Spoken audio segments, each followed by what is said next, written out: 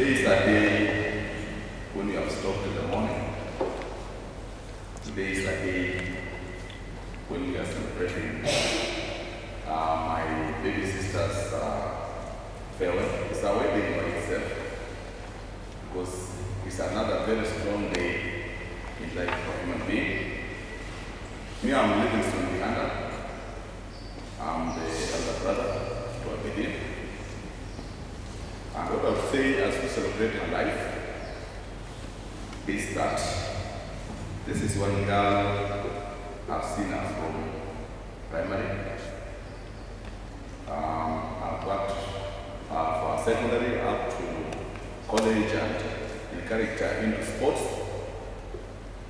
This girl has been a sports lady from the youth, when she was in a primary school.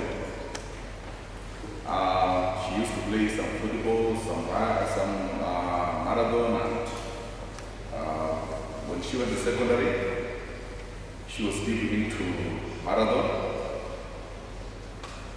And after secondary, when she came to join me when I was in Nakuru, she used to play football while I was working in Nakuru. We came to Nairobi, I took her along with me. She started football. I think she didn't get what she wanted, but she always tried to do whatever she could do within her energy in whatever she learned her hands on. She was a hands-on, whatever she wants to do, and she could push it to whatever length.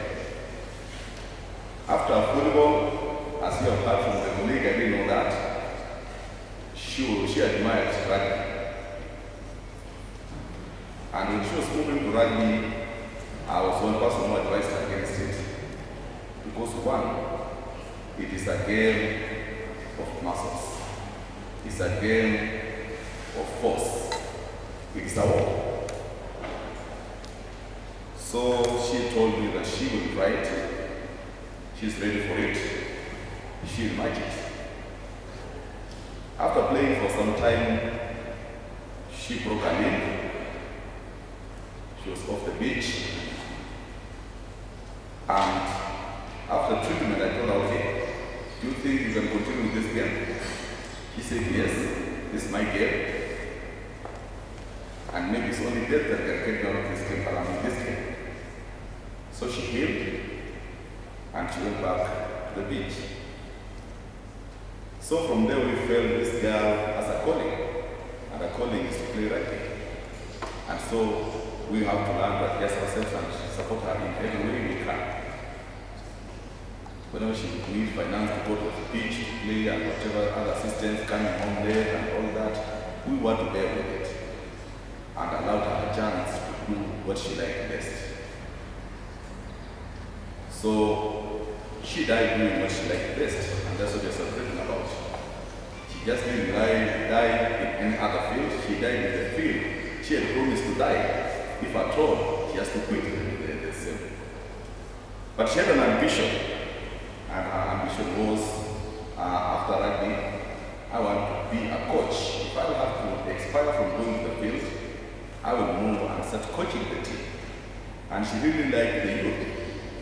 And she used to have small teams in the slums and even in churches, in our church. She was organizing so that they can have to play rugby. And she was thinking of going even to the local schools around here in Nairobi, which she ran some in the slums, I believe I was informed.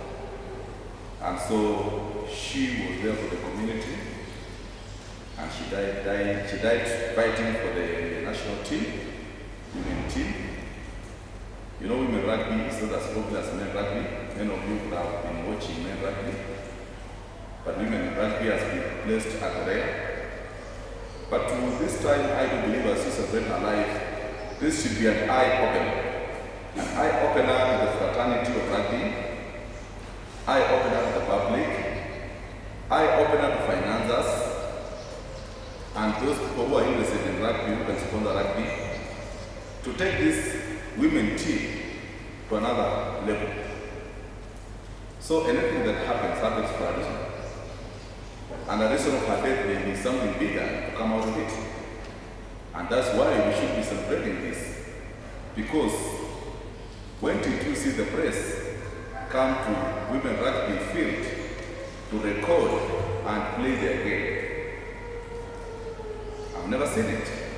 And I even used to ask her, you said you won. I never saw you on TV. I just heard about it. But men who failed to win, but they were on TV or having played. So I do believe those who are here, those who will get this information through the media, and others that are concerned will take this as a stepping stone to move women rugby to a new level.